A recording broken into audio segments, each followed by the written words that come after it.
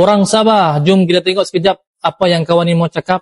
Karena roti gardenia kita tolak pemimpin yang layak untuk diangkat, siapa yang rugi? Orang Sabah yang rugi. Dia cakap kalau kita tolak pemimpin yang layak diangkat, siapa yang rugi?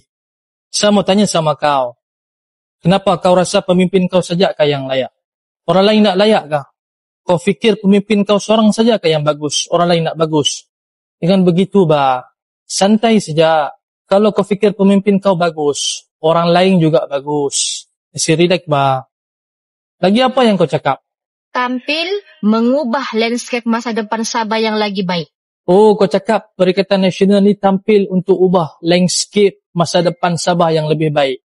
Saya mau cakap sama kau. Sepatutnya kau pergi jumpa dulu pemimpin-pemimpin kau, kasih tahu sama dorang untuk dorang ubah dulu. Jadikan negeri-negeri yang dorang perintah jadi yang lebih baik. Kedah, Kelantan, Terengganu, Perlis. Baru kau berangan-angan untuk ubah negeri Sabah. Okey? Santai saja.